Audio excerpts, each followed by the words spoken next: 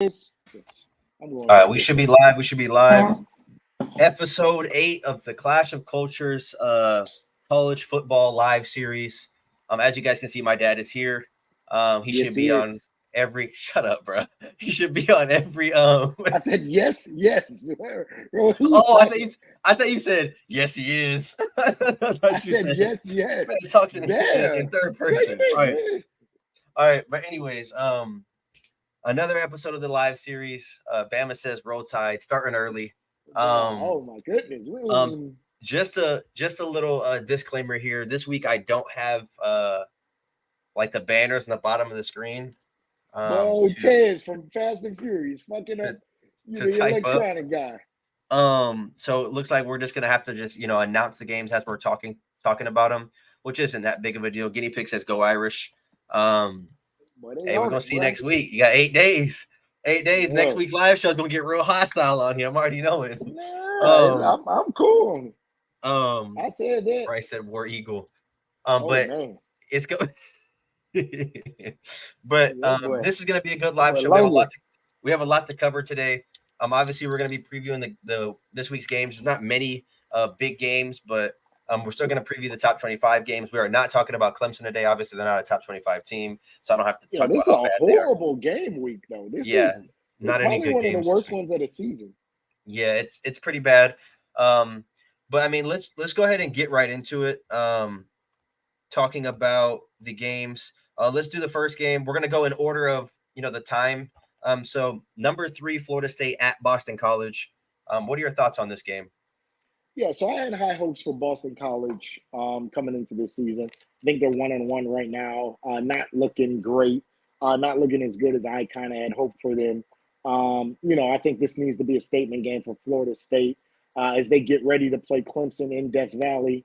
Another tune-up game and I don't really think it does anything to add to their resume outside of another conference win. And obviously, those are important, especially in the ACC where the top two conference records get into the conference championship.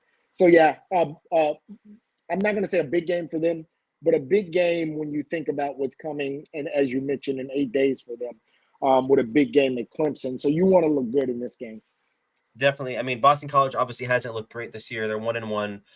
Florida State opens up as a 24.5-point favorite on the Hey, road. hold on 1 second. My daughter-in-law messaged me to talk about my grandbaby. I gotta give me. Can we pause or Did can she we come really? right back?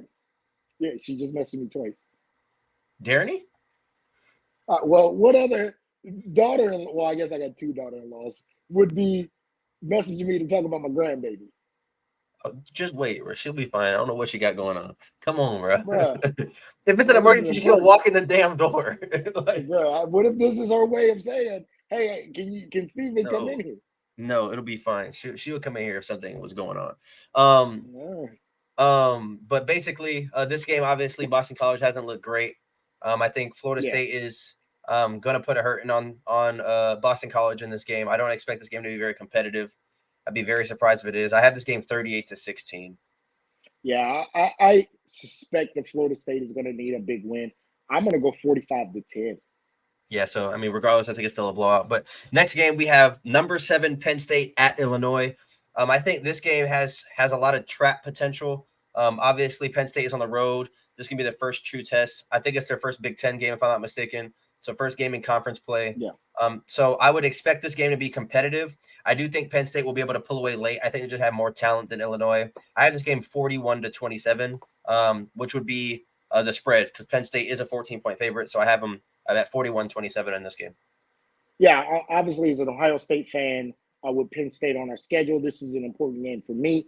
I want to see what they look like against another team with a real pulse. I think this game is going to be a little bit closer. I think this is really where we're going to see Drew Allar really have to show what he is as a quarterback. Obviously, Penn State has looked good in the first 2 weeks, but I think this is going to be a little bit more of a test. Like you said, I think they'll pull away late, though. So I'm going to go 38-21. But I think, like I said, the pull away is going to be late. I think it's going to be a game most of the game. So you and Bama have it pretty similar, Yeah, I see you, 37-23. Bama. So pretty similar. But yeah, going to be a Bryce has it 30-17. I think we all had Penn State winning this game. That's pretty safe to say. But moving on to the next game, one of the better games of this week, number 14 LSU at Mississippi State. What is your take on this game? Do you think Mississippi State has potential to create the upset here? I do. I think Mississippi State has a heck of a team. So this, I'm going to put this as my upset special, although I don't think Mississippi State is going to be able to pull it off. I think this is the game I have on high alert. I think Mississippi State knows, and this is a bigger game for Mississippi State than it is for LSU. Now, again, obviously we know LSU needs to win out in the West to really have a legitimate chance at the playoffs with already a early loss to FSU. But I think they're looking at the Tennessee game, the Alabama, the Ole Miss, and they may be overlooking Mississippi State. And I think Mississippi State has some talent. And for Mississippi State, this is their time to prove it, especially in a week where there's not a bunch of good games. And I like Bama's. I'm going to tell you, Bama, you're very close to me. Again, I'm going to go 35-28, but I think Mississippi State is going to put a scare into LSU, and I think this game is going to be much closer than people suspect. So I'm going to go the opposite direction. I think LSU is going to be on a bit of a revenge tour. I mean, I think you're right as far as overlooking, but I think they're going to try to make this a statement win. I think, with their first SEC game, they want to be able to kind of stamp. Bryce has that Mississippi State winning. Ooh, I see it, Bryce. I think they're going to try to stamp themselves back in, playoff talks with a big win. Obviously, they have a lot of work cut out for them. But I have this game 45-27 LSU. I think they pull away late. I think they win big. I think Jaden Daniels. I think the rest of this offense has a good day. And again, I'm not an LSU believer. Those of you guys who've been around here for the channel for the last 2 months, I've been vocal about I don't think LSU is that good. But I do think they're able to bounce back against this team in particular. And I think they have a really good chance to kind of put up some big numbers and propel themselves closer to the top 10 with a big win. Also, I'm not sure if you guys are watching football right now, but there are 2 games on right now before we get into the next game. Virginia's playing Maryland. Maryland is up by a touchdown in the third quarter. And then Army is up 9 against UTSA. Oh, and then Air Force is up big against Utah State. So just to kind of live look in there at a few of the games that's going on Friday. But also, before we get into the next game, if you guys haven't already, please do us a favor. Like the stream, comment where you guys are viewing from, what team you're rooting for, subscribe, hit the notification bell. I think we're at 945 subscribers now. So we're closing on our 1,000 subscriber mark. Trying to give away that signed Heisman jersey. We've had it for about a month now. So help us get to that 1,000 subscriber milestone so we can give it out to you guys. With that being said, heading on to the next game, number 15, Kansas State at Mizzou. I'm surprised JB is not in here. We haven't seen him in a while. Maybe it's because Wisconsin lost. Not sure. He has not been back since Wisconsin lost or since you guys went in on him. I think they have a bit of a chance in this game. I have Kansas State winning 34-24 by 10. But I still think Kansas State hasn't looked great this year. Mizzou hasn't looked great. So I think both these teams, this is their first real test and see, what kind of teams these both are. Big 12 versus SEC. Kansas State's only a 3.5-point favorite. I have them winning by 10. But I think this was going to be a good one. So I have it, like I said, 34-24. What is your outlook on this game? Yeah, I think this is, if Kansas State is going to be somebody that we need to pay attention to, this is one of the games where they really need to show that. So I have them winning a little bit bigger. I'm going to go 35-17. But again, I think this needs to be a statement game for Kansas State. I agree. Moving on to the next one, we have Weber State at number 12, Utah. What is your score prediction on that game? 60-0. Like, these are the games where, like, there should be no score prediction. I don't know for Utah if Cam Rising is he back yet? Have you heard? I'm not sure, but I don't think it matters in this game. But. I think this is the type of game that you would want him to come back in. Just as a kind of a tune-up. But yeah, I got this game big. I think, and again, kind of to your point, I don't think it matters who Utah starts. I think that defense is going to be too much. Yeah, let me be realistic. I'm going to say 42-7. This game, I have this game at 41-3. I didn't even know Weber State had a football team. Obviously, they're known because of Damian Lillard, but I didn't even know they had a football team. So I think this game is going to be a blowout. It'll probably be close to that Oregon versus Portland State. I don't think Utah has the firepower to score 80 though. Like I said, I have it 41-3, but I would be very surprised if Weber State scored a touchdown. Because I don't know what kind of talent that team has. But moving on to the next one, we have Central Michigan at number 9, Notre Dame. Guinea Pig Clips, I want to know your prediction for this game. I have it. He said 56-3.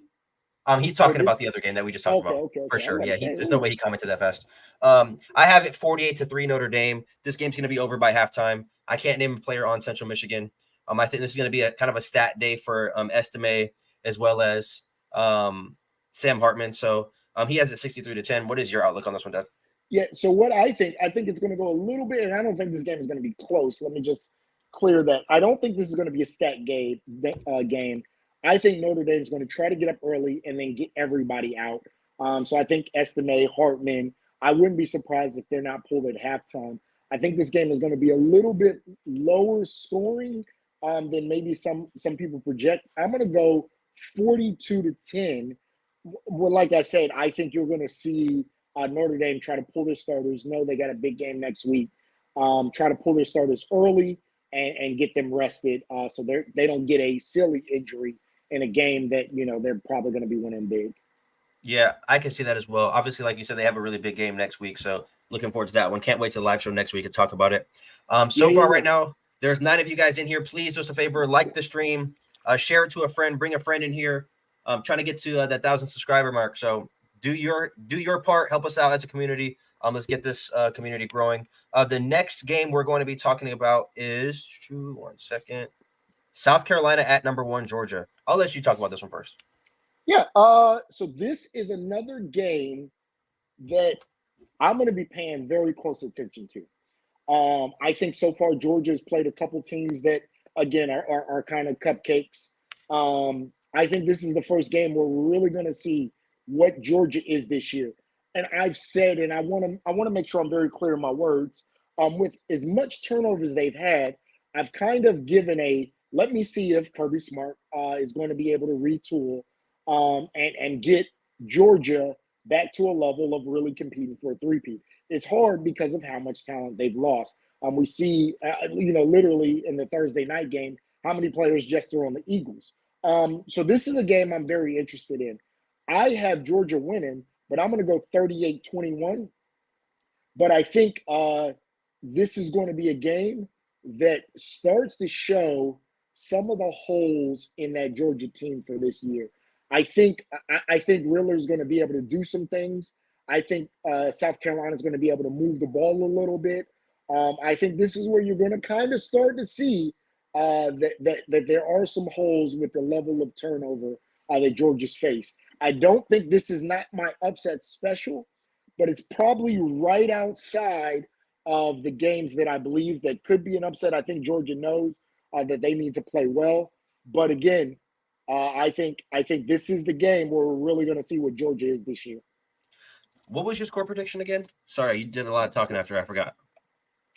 Man, I forgot. What did I say? Was it 37-20, I think you said? Yeah, 38-21. 38-21. I had this game 38-24. Now I do have it a 14-point game, but I think this game is going to be really competitive. I think this game is going to be close. The first 2 games, Georgia started off really slow. I think they were up either 7-0 in the first game, and then it was 0-0 in the second game, and they played Ball State and UT Martin. If they start off slow against an offense with a skilled quarterback like Rattler, and they can, South Carolina can get up by even 3 or 7, I think Georgia's going to be in for their first test of adversity. And now I'm not saying that South Carolina is Alabama. That's not what I'm saying. But they're still a Power 5 team. And I think if you give a team like South Carolina life, we saw Clemson do it. We saw Tennessee do it.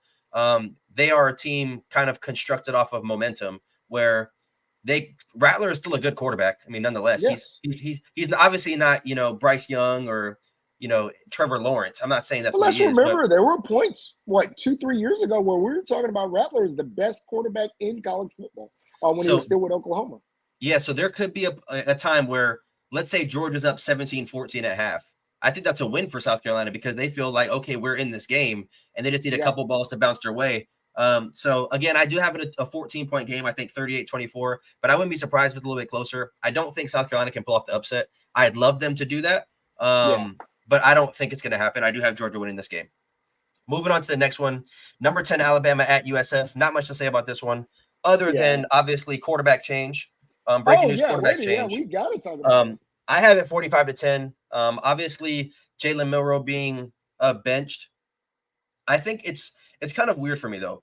I don't know if they're benching him just to see what Buckner can do, because I don't think if they were to be playing another SEC team, I don't think they would have benched him personally. I think, let's say they would be playing Ole Miss this week, I think they would have still rolled with Milroe. But I think because they know they're going to win this game anyways, it's like, let's just try somebody else. Yep. Not only do I believe, and I agree with what you're saying, I think this is the experiment. I believe that Buckner's going to have a short leash. However, I think he's going to seize it. I think Buckner is going to be the starter of the rest of the season. I said that I think early that I thought Buckner was going to win the job, and obviously that didn't happen. But I think he's going to seize the job and be the starting quarterback for the rest of the season. And not because I suspect that Milroe's still going to have packages. He's still going to play because his athleticism is second to none. But I think Buckner and what he can do from the pocket is going to be what allows him to hold that job. So yeah, I think this is going to be the start of Buckner being the starting quarterback for Alabama for the rest of the season. I think Alabama is going to have a very good game. I'm going to go 38-7. So But before we I'm move going to on, say Buckner goes 300 yards. okay. 300 yards is kind of crazy. I'm not gonna lie. Yeah. Before we move on to the next game, those of you guys who are just now trickling in here, please do us a favor, like the stream, send it to a friend, get somebody else that you know in here to talk football with us. It's always fun to see new faces and new takes and perspectives. So please do that for us. Still on the road to 1,000 subscribers. Moving on to So our next real game. fast. No, before we go, what's your thoughts? Good move, bad move? To start Buckner. Yeah, over Milroe. I mean, again, I think you're in a situation where you know you're going to win. They can start me at quarterback and they're going to win. So I think it's just, let's see how he looks in the offense. Milroe looked good against Middle Tennessee State, so I don't expect Buckner to look bad against this team. I think they're both going to look good, and I think even if Buckner does look good, Buckner's going to start in the next game. But the way I see it is, you started Milroe for a reason. So obviously he lost to Texas. Buckner's never going to get the opportunity to play Texas. So if Texas is better than, I would say Texas is better than everybody on their schedule. You can argue with the LSU. Yeah, you can argue with LSU, but Texas, as of right now, is better than anybody on their schedule. So we could say that Milroe has had the hardest test. So just because you put Buckner in now against this team and he does go for 304 touchdowns, then everybody's looking at him like, oh, he's the new coming. But really, you got to see him against top talent. So I guess we'll just have to see throughout the year. Well, my concern is, even if, let's just say, Buckner doesn't play well and you do decide to go back to Milroe, I think you may have killed this young man's confidence, right? The fact that he even got pulled, I think, coming off that Texas game, if you were going to roll with him, if you had any doubts in your mind, I think you rally around that young man and then you give him another shot. I don't think you pull him and then you try to see with somebody else. Like that's very deflating. Versus saying, "Hey, you're our guy. We're sticking with you. You had a bad game. We're rolling with you." I'm not going to say there's no going back. Obviously, Nick Saban has done this and has gone back before, but I believe it is very hard to reinsert Milroe if Buckner, let's say, unless Buckner literally uh, blows it, like just looks horrible, it'll be hard to put Milroe back in. Guinea Pig says start Simpson. Yeah, if they go on to three quarterbacks, they might be an 8-4 team. Yeah. But moving on to our next game, we have San Diego State at number 16, Oregon State. I will give the floor to you first. What do you think about this game? Is it interesting to you? Do you feel like it's a blowout? Well, so I think any Oregon State game is going to be interesting because, again, just like you said, having seen, and I seen DJ play, if you guys remember, he was at St. John Bosco. They came out and played Mililani when he was in high school. I remember Yeah, so, obviously very, very vested in. If you guys remember, he actually was in that QB1 show. Actually, he was the backup to a guy who was in the QB1 show that he actually ended up taking the job from at Bosco. So, yeah, I'm very, very interested in DJ. Obviously, leaving Clemson, and, Steven's a big Clemson fan. So I just like everybody else, I think, people kind of piled on him last year. And when we're talking about a young 20-year-old man, you want to see him overcome some adversity. So I want to see him do well. So yeah, I don't think this game is going to be much of a match. And I just hope that DJ has a great year the rest of the year. So I think they're going to roll them up a little bit. I'm going to go 42-24. I have this game at 31-13. I have it an 18-point win. I do think they're going to control the game throughout, though. I don't think San Diego State's offense is going to be high powered enough to put up enough points. Oregon State has a really good defense. And I think DJ has a decent game. I don't think he's going to throw for 500 yards, but I think he's going to be consistent this year. And I think that's the name of the game for him at Oregon State, is just look good enough to get drafted, be a serviceable backup in the next level. I mean, he's obviously in like a pro-style quarterback, pro-style system. Well, my thing, I think DJ has star intangibles at the next level, right? When I look at a guy like Anthony Richardson, and I don't think the DJ is going to run a 4.4, but big arm guy, strong. I mean, DJ has the quarterback intangibles. Is that a job? Everything good over there? Oh, I heard a cop siren. But that may be here. I didn't hear nothing. I think DJ has all the measurables. It's just a matter of, can you play the position between the lines? And again, this isn't to pile on, and we can kind of talk about what DJ's dad comment, but maybe it just wasn't a fit at Clemson. Maybe for whatever reason, it just didn't work for him at Clemson. Maybe it was the personnel, maybe it was the scheme, and I'm hoping, because I think DJ was on his way to being a very high prospect, NFL prospect. I think in the right NFL system, this is a guy that has the measurables.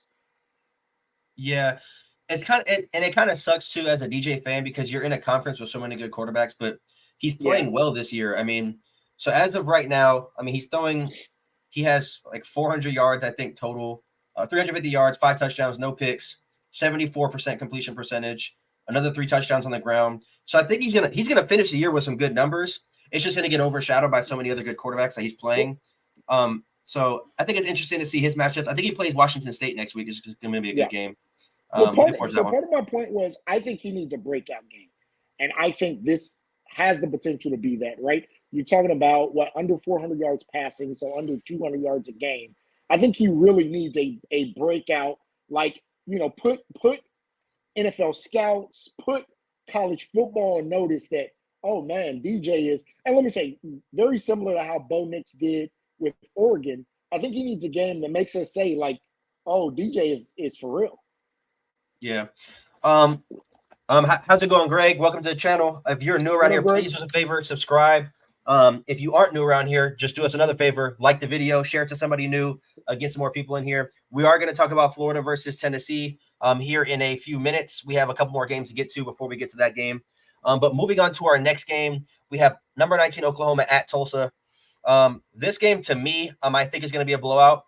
But Oklahoma and SMU, I believe they played last week, had a really good competitive game early. I think they were only up by like a touchdown in the fourth quarter, something crazy. Then they pulled away late. But I think this game has, the potential to be close. But I think Oklahoma just has more firepower, more talent. Obviously, Tulsa played against Washington, I think last week or the week before. And that game wasn't very close at all. So I do have Oklahoma winning this game 48-20. Another big day for Dylan Gabriel. I'm in the Oklahoma offense. Again, my pick to win the Big 12. Yeah, I think Oklahoma, again, kind of had good vibrations after week 1. Week 2 looked, and I don't want to say it looked iffy, but like you said, needed to pull away late. I think they're going to try to put it together again early this week. I think they're going to put up some points. I'm going to go 56-21, and I think Dylan Gabriel has a plus 350 game. Yeah, I think if he's able to continue winning and, put up those numbers, he could be in Heisman talks at the end of the year, just depending on how good they look. Obviously still early, but especially if he can have a big game against Texas, right? Yeah, obviously, a lot of eyes are going to be on that game. Yeah. Alrighty, so the Alberto says, I told you Washington State was going to beat Wisconsin. Oregon State is the sleeper team of the Pac-12. They are. similar to Utah. I told you similar to Utah. I told you was kind of similar to Utah. I said a I lot mean, of I told you. yeah, last week we had this conversation as well. That I mean, my dad predicted 2 months ago that Washington State was going to be Wisconsin. I predicted it last week in the live. I feel like Washington State's a good team, and I feel like Wisconsin did not look good against Buffalo. So that was my upset pick of the week last week. But moving on to and thank you for stopping by the channel again, Alberto. We love seeing you back. Brings more people. We want to get as many people in here as possible to talk football. It's always fun when we have kind of more opinions and stuff like that. But moving on to the next game, we have Minnesota at North Carolina. Zach, if you're in here, I want to know your take. Bama, if Zach is not in here, bring him in here. I want to know his take on North Carolina's game this week. Obviously, North Carolina Well, let me go first in this. Oh, go ahead. This is my upset special. Mm-hmm. I think I have not yet truly been impressed by North Carolina. Obviously Drake May. But I'm picking Minnesota to win this game. Yeah, I'm picking Minnesota. I like Freck. I like Woody and the road of boat. Yeah, I'm going to pick Minnesota. I think North Carolina, like I said, has not impressed me. I think it's going to be close. I'm going 31-28, but I'm picking Minnesota. Okay, so we are going polar opposites here. I think Drake May, North Carolina, they need to make a statement in this game. I don't think Minnesota's that good of a team this year. We saw, obviously against Nebraska, that was a close game, but then we saw Colorado beat up on them. I have North Carolina winning this game big. I have it 45-21. I think this game is going to get ugly. I think Drake May is trying to climb up to that number one spot and catch up to Caleb Williams as far as draft talk goes.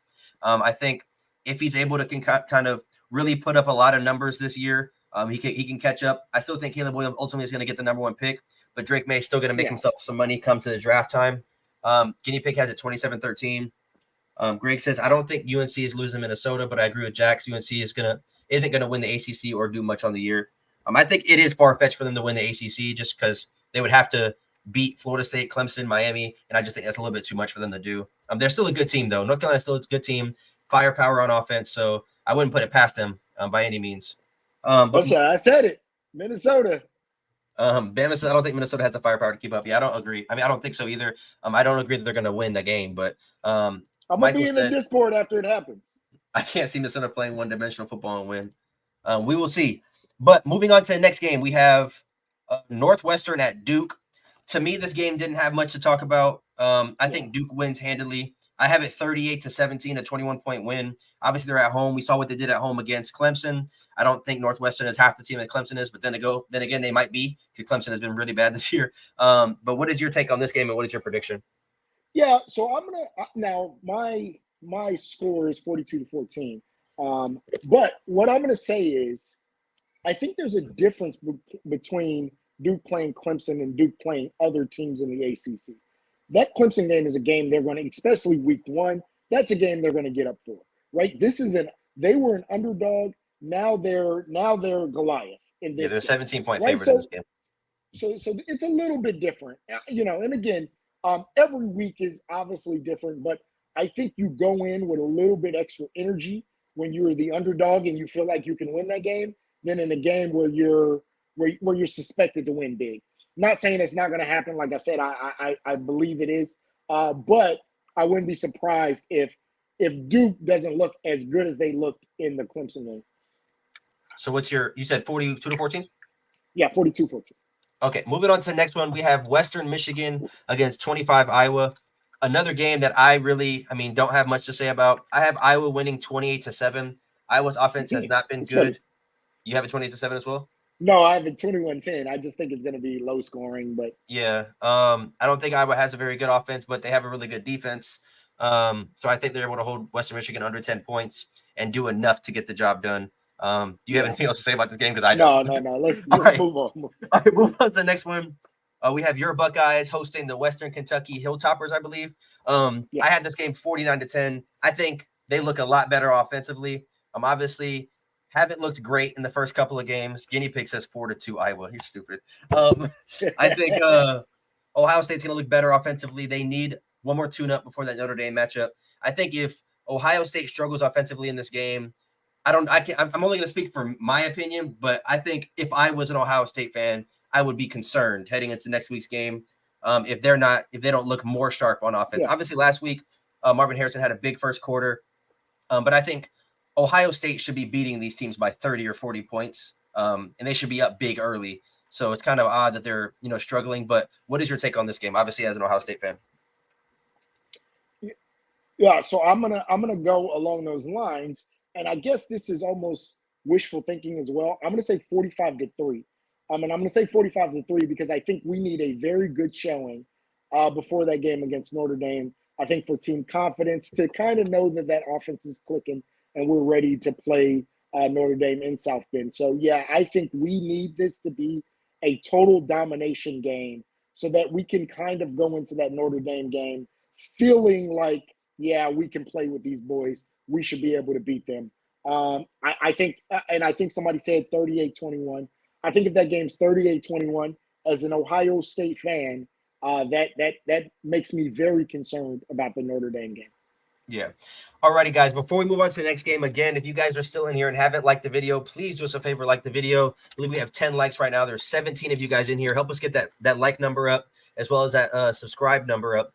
But moving on to the next game, we have number 8 Washington traveling to Michigan State, take on the Spartans. They open up as a 16.5-point favorite on the road. We talked about this a little bit. I know, Will, if you're still in here, we talked about this a little bit yesterday. I know you're kind of hopeful for a competitive game in this game. I don't think it's going to be very competitive myself. I have Washington winning 42-24. I did tell you guys that in the Discord yesterday. Again, Alberto, Greg, if you guys have not joined the Discord, please do that for us. We talk football every single day. Tomorrow, we're going to be talking football all day long. There he is right there. He has Michigan State winning 31-28. I'm telling you now, if they beat Washington tomorrow, I will do an emergency live show and say that I was completely wrong. I'd be very surprised if that happens, but I'd be for it. Again, I need all the top 25 teams to lose for Clemson to get back into this thing. So I'd be for it. I'd be for all the chaos. Yeah, Michigan State just had so much going on this week. A tough week for those guys. You lose your head coach. And I think that Washington offense is just so explosive. I go 41-7. Like I said, I think Michigan State, first of all, hasn't looked great this year. And then on top of that, you lose your head coach this week. Just so much for them to overcome. I think this is just, I think now, the only thing I guess you can kind of say is maybe this is one of those win one for the Gipper moments. But if this was maybe another team, then maybe I'd feel that way. But that Washington offense and those receivers are ridiculous. And I don't think there is a win one for the Gipper moment this week. Like I said, I probably have right now Washington as my favorite Pac-12 team and one of the most impressive teams in college football. So, again, just kind of my thoughts on it. I think with all the scrutiny that Michigan State has kind of been under this week, that Washington's gonna really just kind of put a bow on this horrible week for them. Yeah, like I said, I think Washington's offense is just way too explosive. I don't think Michigan State is going to score over 30 points, and I don't think Washington's going to score under 30 points. So, I mean, that's kind of where I see the game lying. In order to beat a Washington team, you either have to hold them to 14 or you have to be able to outscore them. And I don't think this team can do either. I don't think there's a handful of teams that can do either, to be honest. There's not many teams in the country that's going to hold Washington under 21 points, and there's not many teams in the country who's going to score 50 points against that kind of defense. I know we talked a little bit in the Discord about how good this defense actually is. I think it's one of the better defenses in the country. I think they have a better defense than Michigan State does. Far better offense, obviously. So we'll have to see again. I'd be all for an upset. I'm not a Washington Husky fan, so I don't care if they lose. I hope they lose, to be honest. But I just don't. Let me say, I'm not either. I literally have no ties to Washington. I just think, as I look at that roster, that's just a really good team. Yeah. Moving on to the next game, we have Washington's in-state rival, Northern Colorado, taking on Washington State. This game, to me, is going to be a blowout. Obviously, Washington State with the big upset win. Was it at home? Yeah, at home against Wisconsin last week. I have them winning this game 34-7. I think they handle business against Northern Colorado, keep their top 25 spot. They haven't been in the top 25 in like 5 years, so it's cool to see them there. And then a big matchup against Oregon State next week, top 25 matchup. Then there's like 5 or 6 of them for next week. So looking forward to that one. But I have this game kind of a wash. Yeah, I think people are starting to pay attention to Cam Ward. Like I said from the beginning, I think he's a real and man, Pac-12 quarterbacks ridiculous. I think this is a game where Washington State and what I said, what I'm going to say is I think they need to make a statement, and by that I think they need to solidify their place in the top 25, and I think they're going to come out and do it. I got this 42-7. Yeah, this game's gonna be a blowout. Moving on to the next one, another blowout game. They don't even have a line on here. The odds wise, NC Central against number 24 UCLA. UCLA, another team that just got ranked. I have this game 56-0. I don't think they score. I think obviously at home as well. I don't even know what the NC Central mascot is. Those of you guys in the comment section, if you guys know, let me know. I never heard of this team before. Never heard of North I think Colorado they're either. blue and yellow. I think they're blue and yellow. I think I remember this team. They are the North Carolina Central Eagles, and they are red and white. Okay, they'll let you know that. Yeah, I think this game is going to be a blowout. But what's your score prediction on this one? Yeah, so after I said blue and yellow, and they were not even blue and yellow. No, I think this is the type of game that Dante Moore needs. And I think this is where he's going to really try to show out. Like I said, another team, as you mentioned, that just moved into the top 25 that's going to be trying to show pollsters that they deserve that position. I think they're going to go big. You said, yeah, I'm going to go 50-0. Alrighty, moving on to the next game. I don't remember who it was who asked about the Tennessee game. I think it was Greg, if I'm not mistaken. Let me scroll up and see. It was Greg. So you asked if we think, or if I think, or my dad thinks that Florida can get the upset. I think this game is going to be my upset of the week game. But I will say this. I think this has either the makings to be a thriller, a 35-32 type win, either way, or Tennessee could also win by 30. Like, I feel like Tennessee is so wishy-washy this year. Obviously, they don't have Hendon Hooker and Hyatt, and they've looked lackluster offensively. Milton hasn't put up the numbers I thought he was going to. I missed on both Milroe and Milton, saying that both those guys would be Heisman contenders. I don't think either of those guys are even close in that regard. But I think this could be that game for Milton. Come out and throw 300 yards and 4 touchdowns, look amazing against the SEC defense. Then we're looking at this team completely differently. But I think as of right now, how it stands, this game is going to be a close game, one of the better games of the week, other than that Mississippi State LSU game. But I have them winning 31-23. So I have Tennessee winning by 8. I think this is going to be a good game, but I do think they get the job done.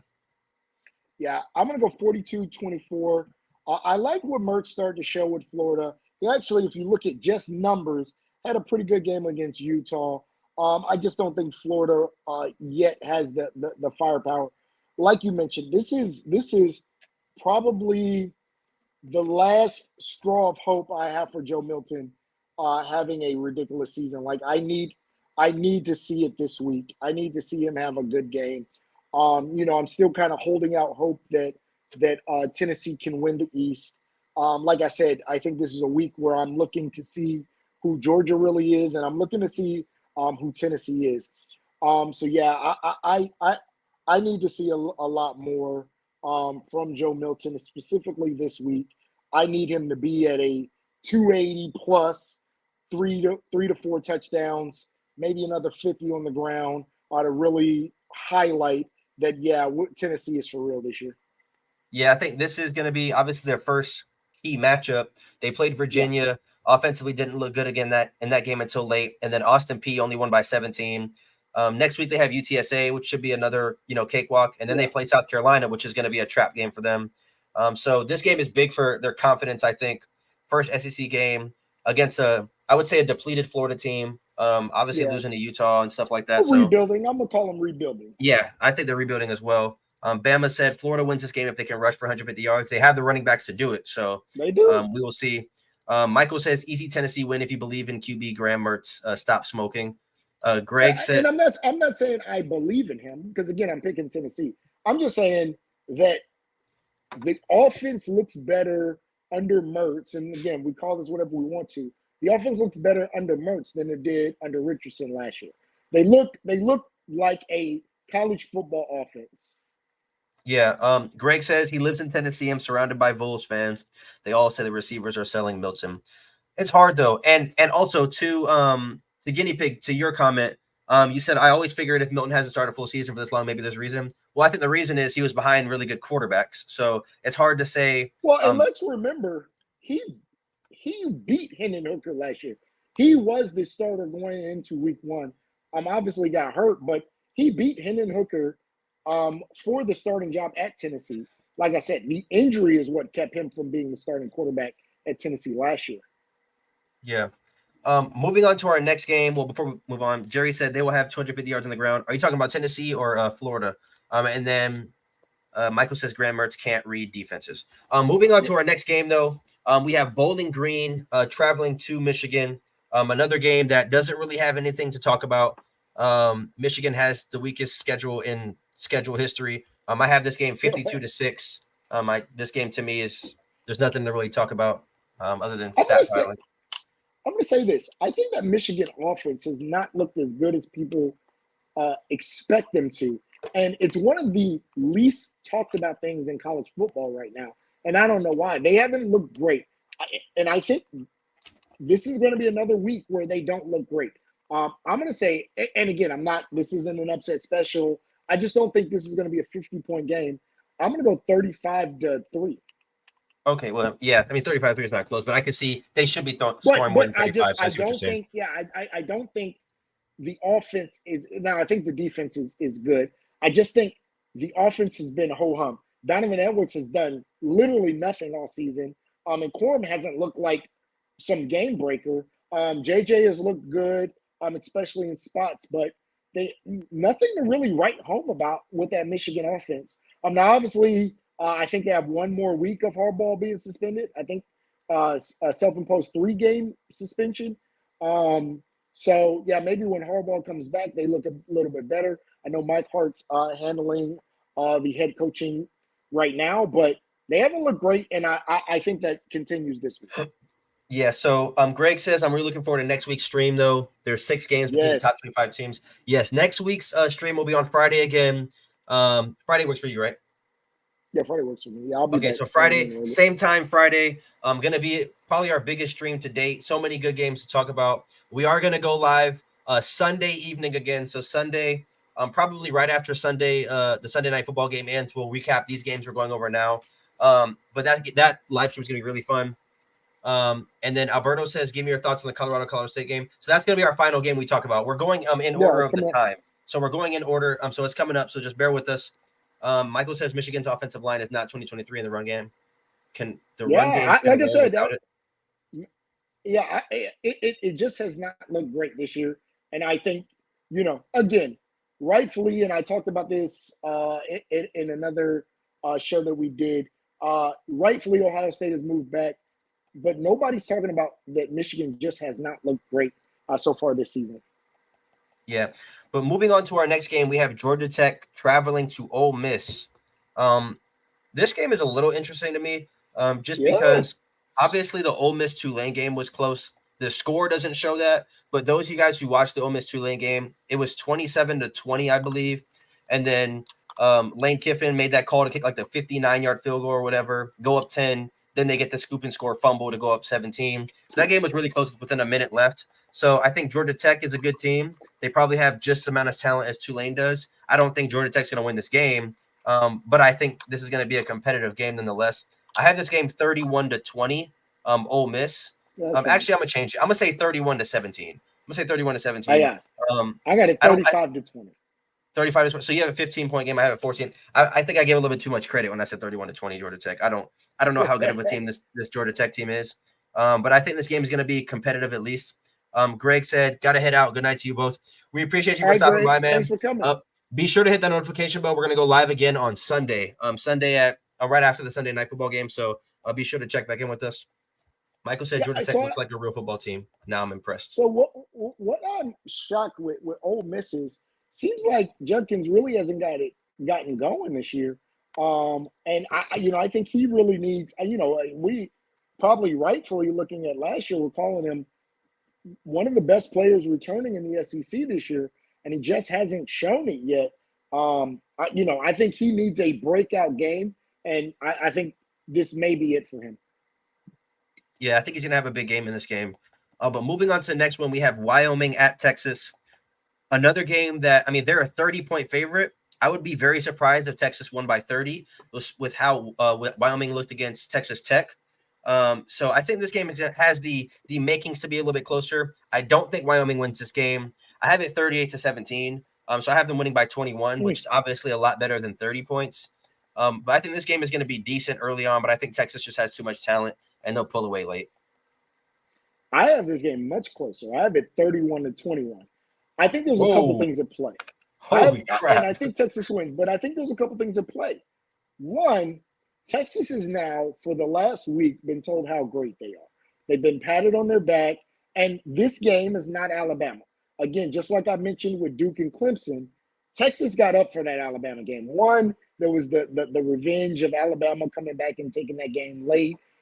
Two, obviously, you're playing Alabama. That's a game you get up for. I don't think you get up for Wyoming.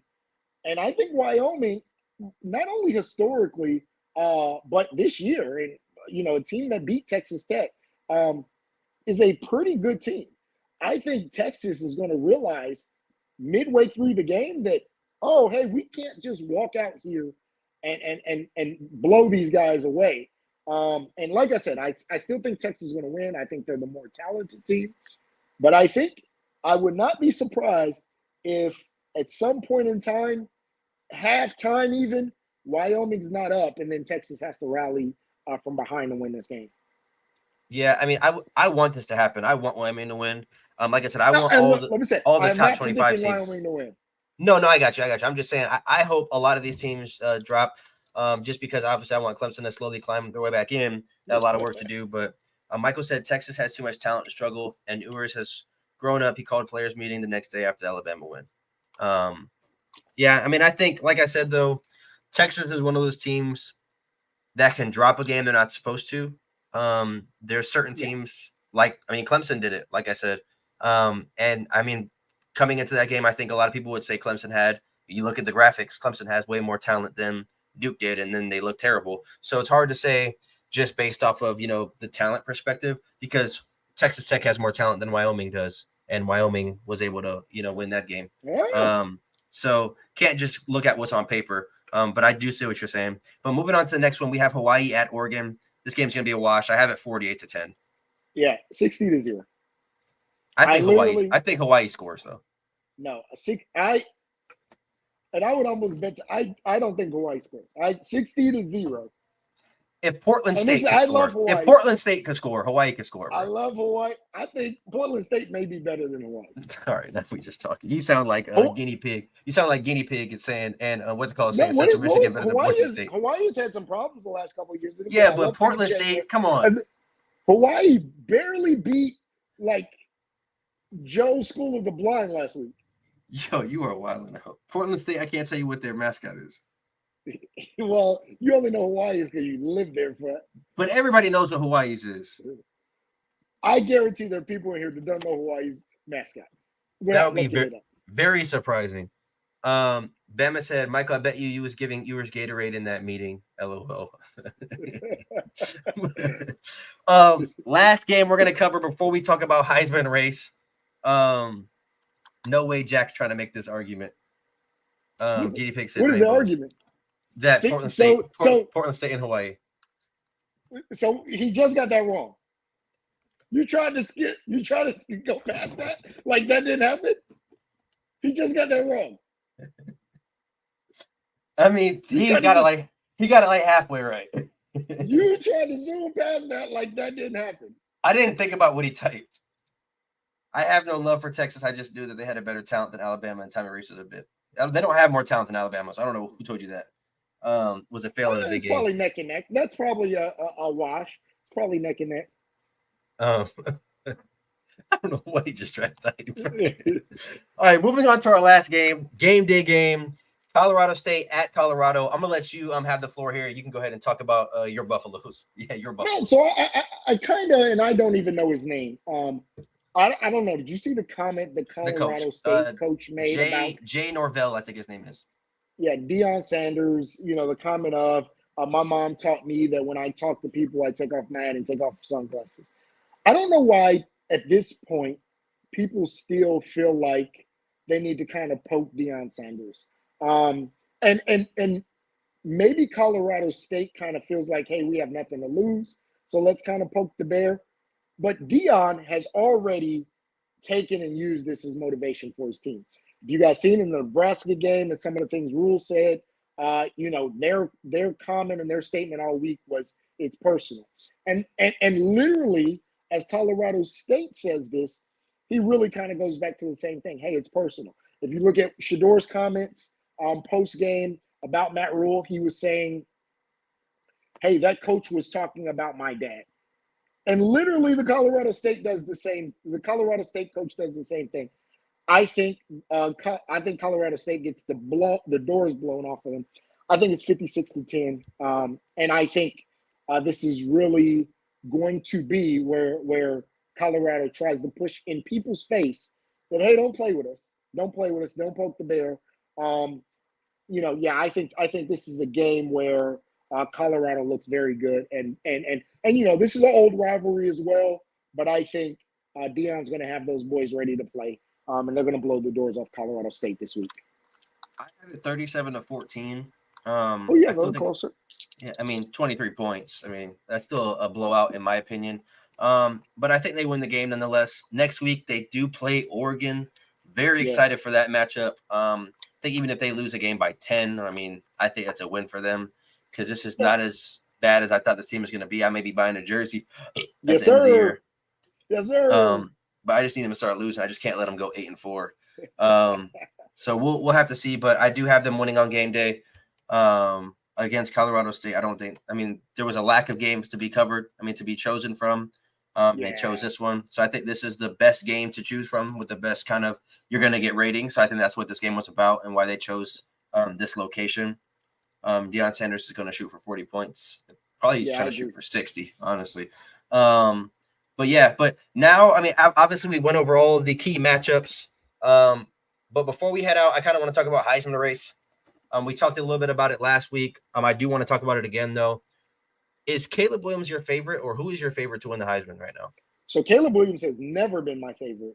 And I say this, and again, I know people this seems like a hot take, but it's really not.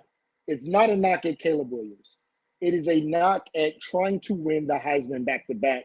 I believe that there's almost a precursor that they're not going to give somebody the Heisman back-to-back unless literally somebody blows the doors off of the competition.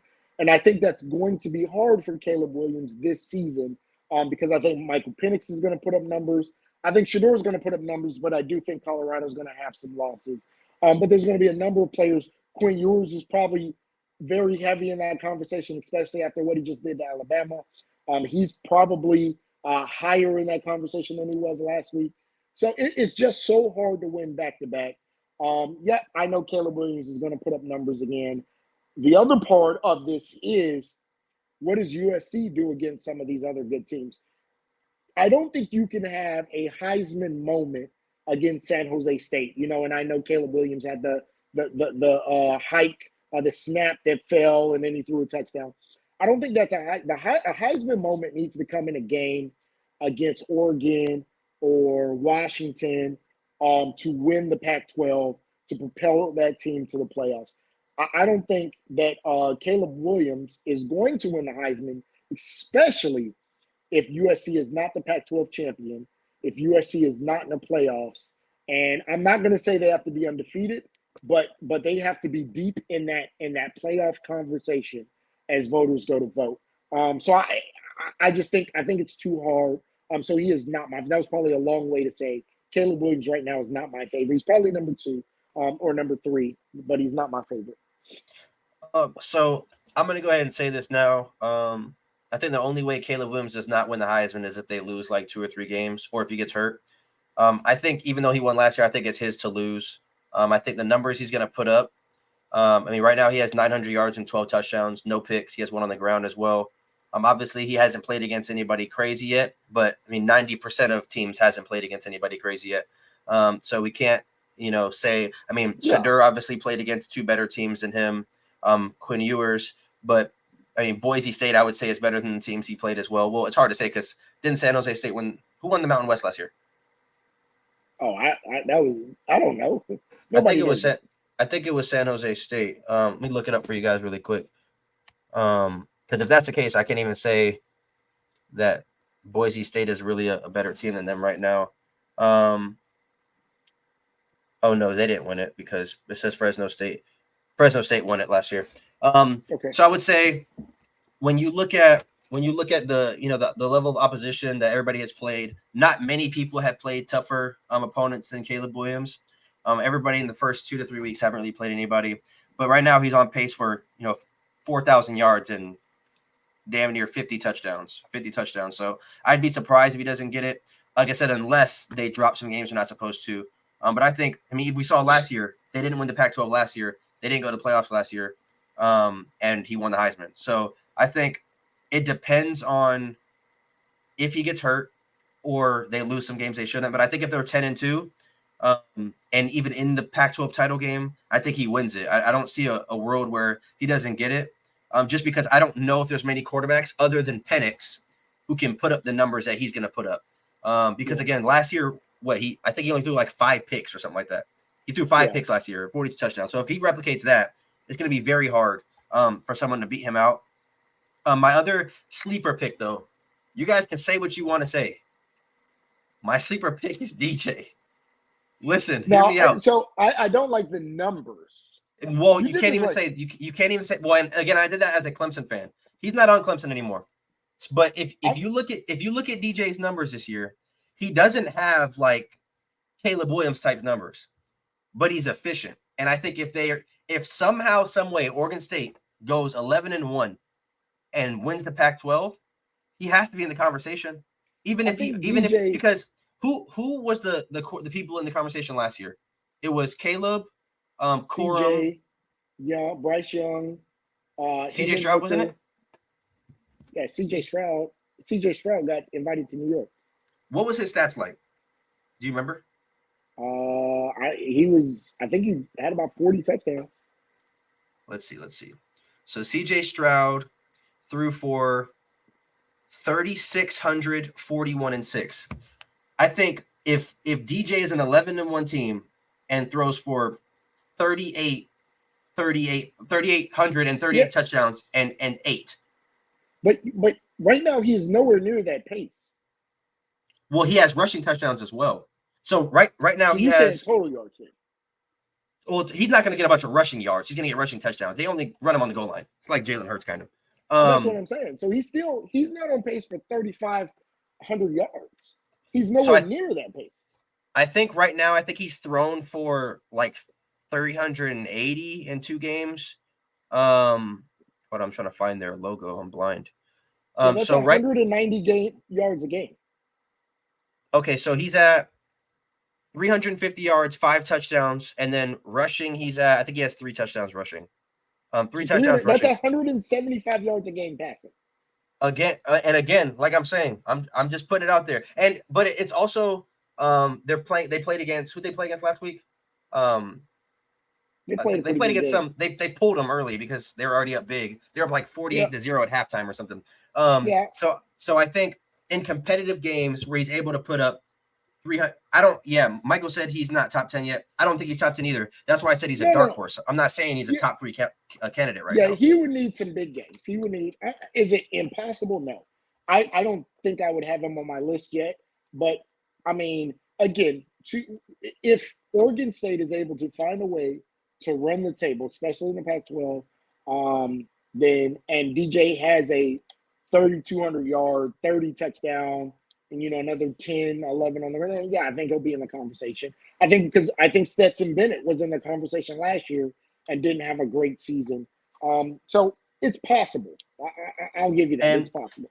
And the only reason why I'm saying it's a dark horse is I don't think he's going to have the stats like Caleb Williams, Penix, or even Hartman or some of these guys, but he has the schedule. And I think that plays a major factor when you play Oregon, Washington, Colorado, UCLA, Utah, Washington State. I think, and then a likely USC maybe in the playoff, or not the playoff, in the Pac-12 title, assuming they win in this scenario. Whoever it is. Yeah, in this scenario, you have a hell of a case on a resume if assuming you play well in all those games. That's all I'm saying. Yeah. I'm not saying he's going to win it. That's not what I'm saying. I'm just saying he's a dark horse candidate. So because Oregon State, like you said, we saw with Stetson Bennett. He wasn't a guy who was throwing 5,000 yards, but he was in the conversation because his team was so dominant. So if Oregon State is able to dominate, then I think I can see him there. My dark horse, I'm going to say, is a little bit more plausible, I think. And I'm going to go with Dylan Gabriel, because I think That's a good one too. I think he's a guy that nobody is talking about, really. I've not heard his name in Heisman conversations, and I think he can put up Heisman-level numbers. And like I said, if he has a big game against Texas, he really is a guy that – and obviously Oklahoma has some other big games. But let me say this. In 8 days, I think, is when they play Texas. He may go from nobody's talking about him in the Heisman race to one of the favorites. If he can go outduel Quinn Ewers, put up 300 yards, which he's very capable of doing. He may be a guy that propels himself very quickly into that Heisman race. And like I said, I have not heard his name really as a Heisman dark horse or candidate. I feel like nobody's talking about him yet. I feel like we may be a week or two away from him being a guy. When do they play Texas? Do you know? Do they play? I know 7th. they play them. October 7th. Yeah, I know they play them early. Yeah. Yeah, they play Tulsa, Cincinnati, and then Iowa State, and then Texas. I said a week or two, but however, if he can keep putting up numbers he's putting up, and then he goes and outduels Quinn Ewers and puts up 350 and 4 touchdowns and leads Oklahoma to a win in that game, then everybody's going to be talking about him as a Heisman candidate. But remember, you heard it here first. He is my dark horse. Yeah, that's a really good pick. And I will say this. I think I was very high on Oklahoma during the preview. I've been talking about them all offseason. Obviously, I didn't say Dylan Gabriel was going to be a Heisman, so I'm not going to try to claim that. But I do have Oklahoma winning the Big 12. And I will say this. They're number 19 right now. If Oklahoma can beat Tulsa, Cincinnati, and Iowa State, they're going to be a top 15 team. And if they knock off Texas, they should be in the top 10. And Brent Venables is going to get a lot more respect. And I think at that point, they're going to finish the season undefeated. Obviously, last year, we saw them go 6-6 in the regular season and lose to Florida State in the bowl game. But like I said, I'm a big fan of Venables. I believe in him. He's one of the best defensive minds in all of college football. We're seeing his kind of departure hurt Clemson a bit. So I hope he does big things at Oklahoma. And I think Oklahoma has the talent to beat Texas and win the Big 12. So looking forward to that. I think that Dylan Gabriel. Go ahead. Who would be like your top 5 right now? My top 5 Heisman list? Yeah, right now. Okay, so everybody in the chat, 14 of you guys, before I give this answer, make sure you guys like as well as subscribe, hit the notification bell. But also all 14 of you guys, please take this with a grain of salt. This is off, this is off the cuff. Today. And I'm I know. I'm saying today, but I didn't premeditate, think about this. So if I'm missing someone, just understand that you just asked me that and I was not prepared to do that. Yeah, so I have Caleb Williams at 1. And then I would say Penix is at 2. 3, I'm gonna go with. This is tough. I'm gonna throw some names out. I'm gonna go Shedeur at 3. Shedeur, yeah, okay. Travis Hunter's not in my top 10. I'm gonna be honest with you guys. He's a two-way player, but I don't value that two-way better than what Quinn Ewers is doing or what. I'm not gonna say he's not in my top 10. He's probably in my top 10, but he's not in my top 5. There's just a lot of players that are doing remarkable things for their team. So I wouldn't be able to put him there. But I got Caleb Williams at 1. Again, this is just off the cuff thing. Caleb Williams at 1, Penix at 2, Shedeur at 3. At 4, I would probably say I'd probably say Hartman. Hartman at 4. Okay. I like Hartman at 4. And then I would say Quinn Ewers at 5. That would be my 5. But I think after 3, it kind of gets shaky. Like, I feel like Shedeur has earned that spot at number 3. Obviously, he has to play some really tough opponents in the Pac-12. But I will say this as well. I think if Colorado goes 9-3 and Shedeur Sanders throws for 4,500 yards, 45 touchdowns, and 10 picks, I think he can win the Heisman even if it's 9-3, to be honest. Just because how much buzz and hype is surrounding that team, how much media coverage they get. He's gonna get a lot of love with the voters. So he's climbing for me. I want to see how he looks against Oregon next week. But that would be my top 5. What would be your top 5? So I need everybody to remember I am saying today. Today. He's going to say Shedeur number 1. I have Shedeur number 1. His numbers are overwhelmingly number 1. I'm going to go Penix number 2. I'm going to go Caleb number 3. I'm going to go Quinn Ewers number 4. And really, I could move Quinn Ewers up, and I'm going to tell you why. Quinn Ewers has the biggest win of any quarterback on this list, and he played an amazing game in it. He is the reason that Texas won that game. So, really, if we're talking about Heisman moments, I could easily have Quinn Ewers number 1, number 2. If we're talking about one of those games, Quinn Ewers is the only one to me that has a game. Well, Jordan Travis has a game. And I haven't put Jordan Travis on my list, and I would. It's funny because I know it was mentioned. That is why Jordan Travis would be my number 5 because of that win against LSU. So I wouldn't have Hartman, and again, I think, but that's why I say now Hartman would probably be right out on the outside looking in. I just don't think he's had any amazing games yet. I think he's been kind of ho-hum. There's some other players that I think that are right on my outside. I have probably Travis Hunter at least in that conversation. But I have to put Jordan Travis in my top 5. But Quinn Ewers is probably 4, and he's probably the one that I say that is on his way up. He's trending up for me, and probably and could easily move to 1-2 in a week with another big game.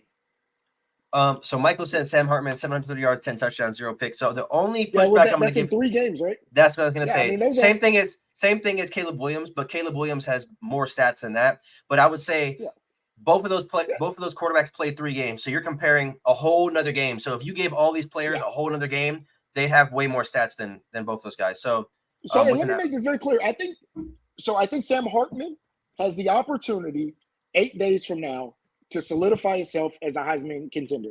If he goes off against Ohio State and pushes Notre Dame to a win, and it's because Sam Hartman, the same way that Quinn Ewers can claim that Texas beat Alabama because of him, if he has a 350-yard game, 4 touchdowns against Ohio State, I think we're now talking about Sam Hartman in the top 2 of the Heisman race.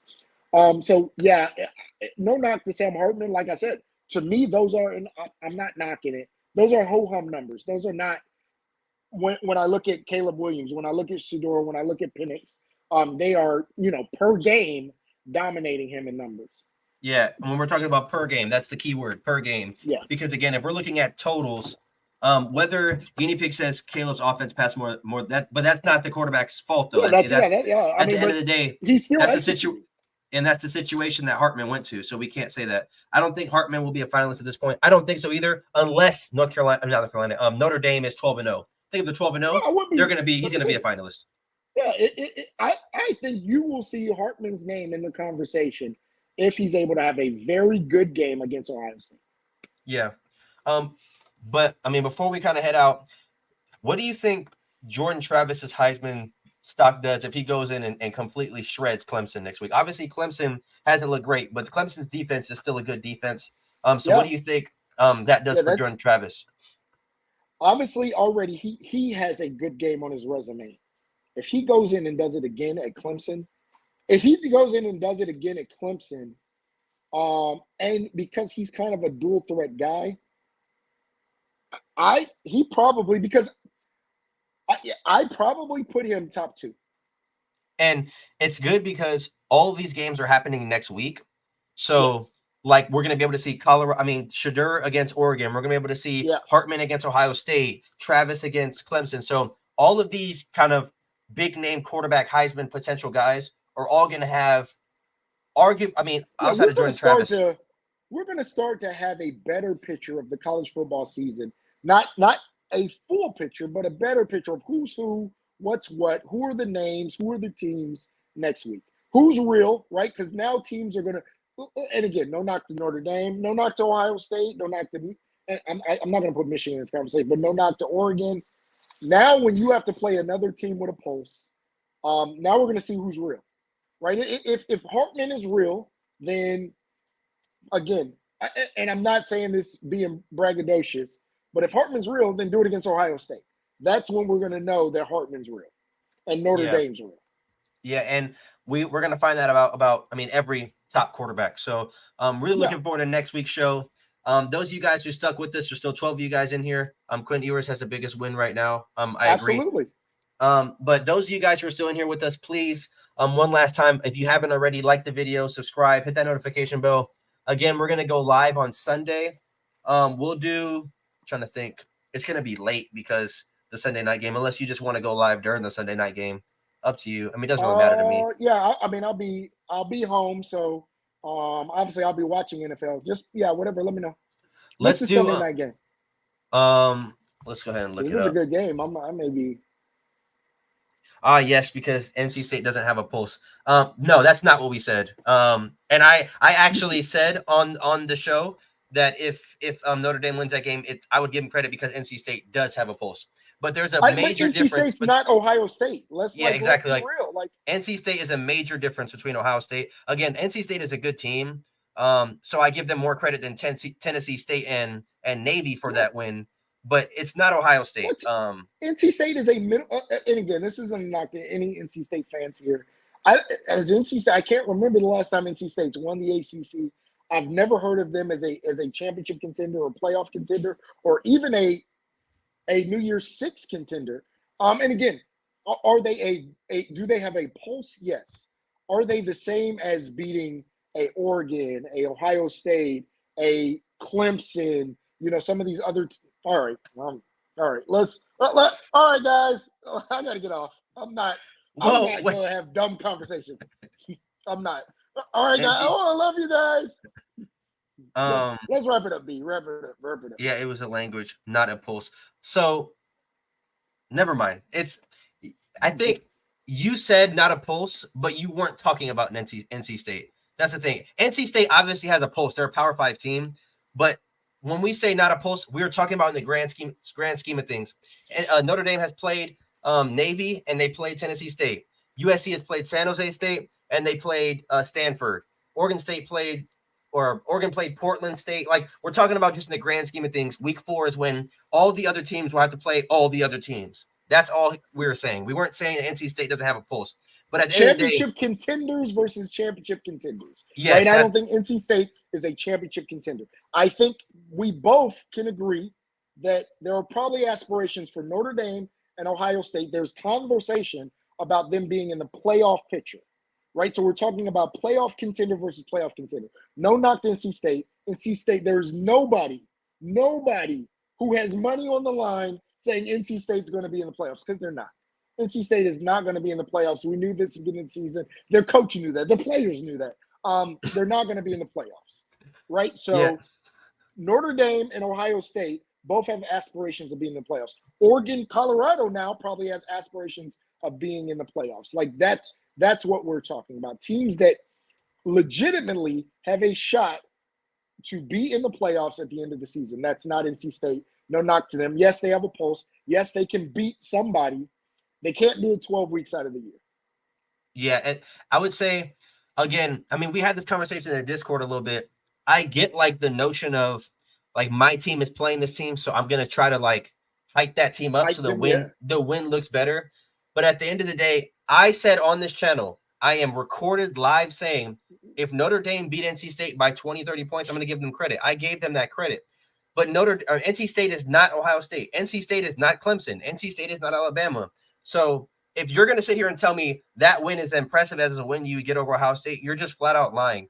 And again, there's a difference between being biased and just being real about the sport of college football. So again, NC State has a good defense, but I don't think we can sit here and say they have a better defense than Ohio State because the talent simply is just not there. That is NC State, yes, comment I've ever heard. NC State is known for their defense, but I mean that's just I will guarantee, and again, I know stars don't make players, but I will guarantee that you can take our entire defense, our backups are in the 2 deep. If you took just the backups, they have more stars than NC State's starting defense. That's just a fact. Okay, hold on. Let me answer this real quick. Man tried to sneak Clemson in with OSU and Alabama. I didn't try to. I said no. I said that. I said that. It's because I said NC State isn't them. Clemson is a team that when we Here we talk go. That's what I'm saying. It's like, in the what are we recent doing right past, now? Clemson has won 2 national championships. So yes, so Clemson has more national championships in most of our modern college football fandom. I mean, and I'm not caping for Clemson because I hate Clemson. But do they belong in the conversation of right now blue blood college football teams? Absolutely, absolutely. I They've just won think 2 it's national crazy. championships in the last 15 years, and they've been yes they and it's hard to say they even had a down year last year, but this is a team that's consistently won 10 games and really in the very recent few past has been in the playoff championship conversation year after year, literally since the inception of the playoffs. They year after year, Clemson probably has as many um, um, playoff appearances as any team outside of maybe Alabama. In fact, they may They're be second. so he says they're not just okay. So if you're saying just your team, that's fine. We were 1-1. But what I'm saying is next week when we beat Florida State, are you going to Well, be let me say saying the this. same thing? That's what I'm saying. Like Let me that's why let it's me say stupid. this. Notre Dame beating Clemson is much bigger than Notre Dame beating NC State. That is a fact. That is a stone cold fact. Notre Dame plays Clemson this year. If On November Notre 1st. Dame is able to beat Clemson, that is it's going to be a bigger win for Notre Dame. The Notre Dame players will tell you that. That is a bigger game. No knock to NC. And I feel like we're dogging on NC State because I'm not. But facts are facts. Yeah, I just All right, think let's go. I got to run.